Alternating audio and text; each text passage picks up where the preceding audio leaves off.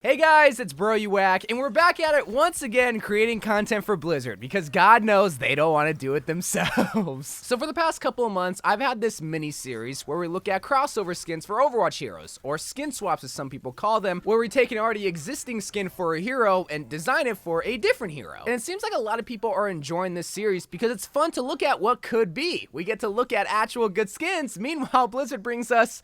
let's just move on with the video, shall we? So like I said before, the concept of this video is where we take an existing skin for an Overwatch hero and give it for a different hero. And this first set of skins are going to be looking at the daddies of Overwatch, which I'm kind of surprised we have yet to look at a skin swap for both of these heroes, but it's involving my boy Reaper and Soldier 76, because you guys know I don't like him, where we have Grill Master Reaper and Mariachi Soldier 76. I just gotta say, the artwork choice that they have for Reaper is so funny. Like, why does Somber and McCree look like that? Why do they look so busted? But besides the interesting design choice for Somber and McCree, the main stars of the show here are Reaper and Soldier 76. But I like the skin swap idea, and why these two work together so well is because they are the two sworn leaders of their respected organizations. In Soldier's case, the Overwatch group, and Reaper with Talon and Blackwatch. And I always say a skin swap or crossover skins have to work with two similar heroes. You're not really gonna see a Zenyatta and a Roadhog skin crossover with each other because they're not similar in any kind of way, personality-wise or lore-wise. But with Reaper and Soldier 76, they're actually two very similar characters in the Overwatch universe. They're two leaders, they're two very old soldiers, they're very tired, very angry, and both I would let bend me over on the kitchen table. But Grill Master would be a perfect skin for Reaper because he would fit the cargo shorts and sandals with socks. But Mariachi Soldier,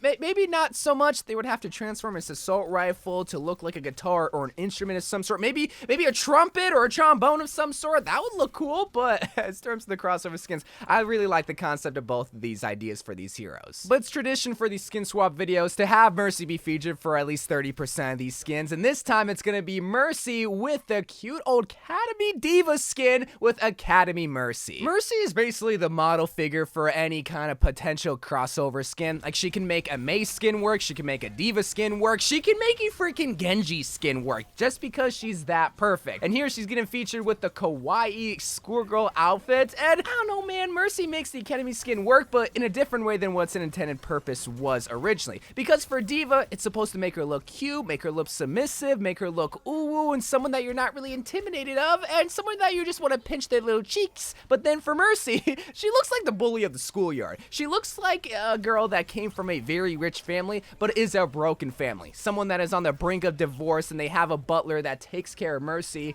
That's actually the story of Ash, now that I think of it. Well, here Mercy goes to a very rich school made out of marble where she bullies all the kids there, and especially the girls, but it's all because she's a hidden lesbian, and she has a crush on Diva. And eventually they get married because, well, Diva has a degrading kink.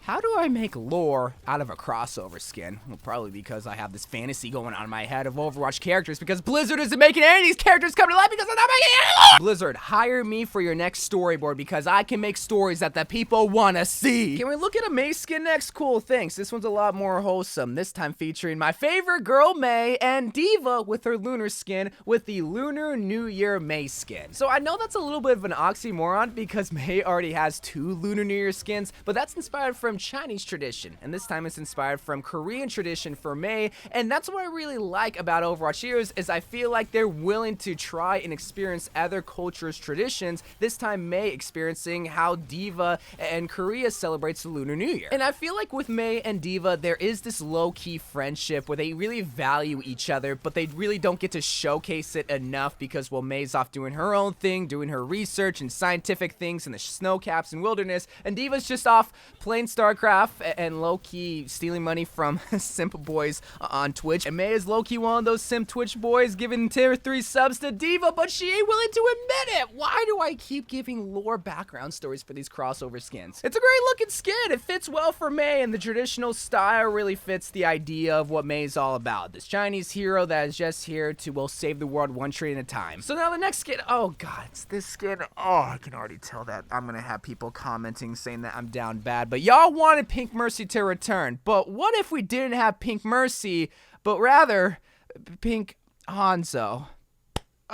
They just had to include Hanzo's left titty with this skin, man. How do y'all feel about somebody else getting a breast cancer research skin? Because the whole idea of Pink Mercy was for charity. It was supposed to raise money for the Breast Cancer Research Foundation, and I would like to think that most people would just want another pink skin to return for that idea and not just because they get a cute skin for Mercy. So what if we had something like Pink Hanzo where we get left titty and a cute pink dress for our least favorite Shimada brother? Would y'all buy it still? Hey, I know I would, but I would not be happy about it. That would be the worst $15 that I would ever spend. Hey, but that last skin was for all the e-girls. This next skin is for all the e-boys, cause I know y'all. I know my audience, and I know y'all would simp over formal McCree if y'all had the chance to get this skin in Overwatch. So I feel like this is one of the few times where the skin swap actually looks better for the hero that it was made for rather than its intended hero. In this case, I feel like Formal looks a lot better with McCree than it does on Doomfist. That's not saying that Doomfist don't look fly. No, trust me, if you saw him in the nightclub, you know he would be popping bottles and sitting at tables, getting all the honeys. Why am I giving lore backstories for these crossover skins and not actually talk about the skin? But the Formal skin on McCree, I'm gonna keep it a stack with y'all. He looks so much more fly than Doomfist.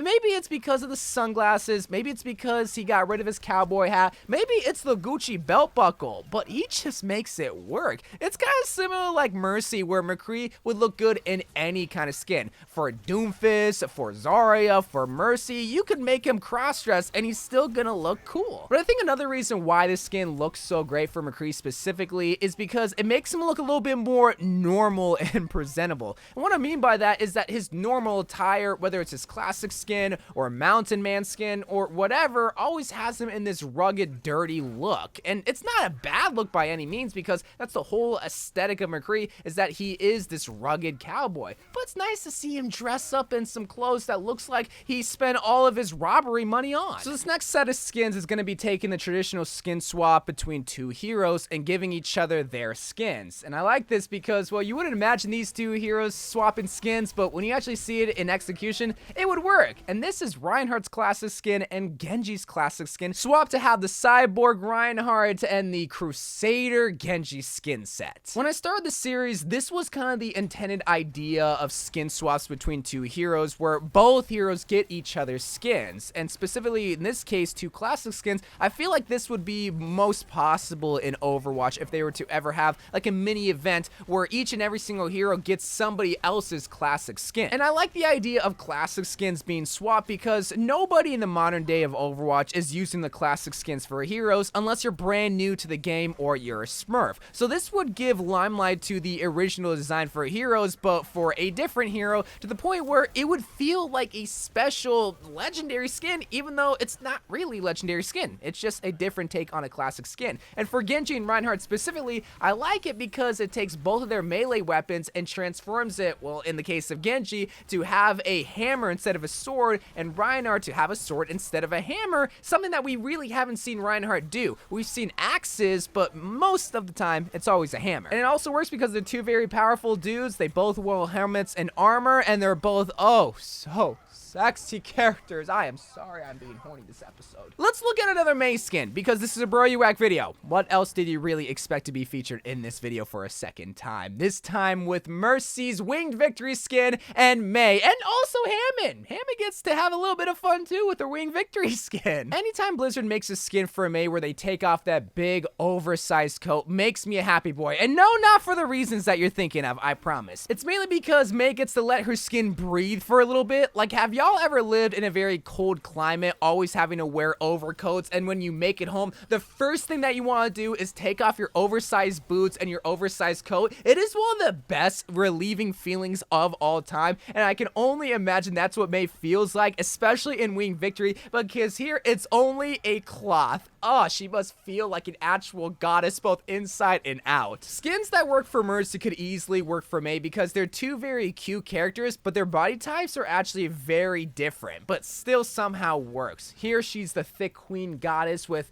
Hammond also getting a little bit of a feature too, which I mean, hey, if they want to make like a crystal ball Hammond wrecking ball where he also gets the godlike skin of Zeus, I'm all for it. But let's focus a little bit on Mei, because Mei's skins, they're always so cute. But up until this point, I've really only been looking at a lot of cute characters, but can you blame me? Because most of the cute characters have the good skins. So all my weebs, it's finally your time, this time featuring Genji and Echo's Surf's Up skin to make Surf's Up Genji. This kind of has a similar idea of the 2018 All-Star skin for Genji, where they make his muscles, instead of lava in this case, water, and they give the fire effect that you see on his helmet have the water effect that you see in Surf's Up Echo. So I feel like that's the main reason why this skin crossover works for Genji, because we already see something similar like that, but instead of fire, it's featuring Genji with water. But I think a cool little addition for this skin, instead of him having a sword, how about you give him like a green pool noodle, or like a foam sword, or something that isn't so dangerous that little kids would play with in the waters at like the beach or their own pool. I don't know, I feel like that would make it a very unique Genji skin, even though it is inspired from Echo to begin with. But no matter what would happen, I feel like Blizzard would have a lot of fun with these crossover skins because, well, if they're already good skins that the fans love, why not give it to other heroes? Why would they spend hours making a skin that we might not like when they already have hundreds upon hundreds of skins that would look good for other heroes? And if not that, why not just make an event where you swap over classic skins for heroes? I really like what they did with the Blizzard World event, where they had Blizzard World come out along with different Blizzard IP skins come for our favorite heroes. Well, why not do that exact same thing where we celebrate Overwatch heroes by giving different Overwatch heroes already existing legendary skins, or at the very least classic skins? I think a lot of people would love that. But until then, I love you guys. Thank you guys for watching. More crossover skin and skin swap videos to come, more Overwatch videos to come,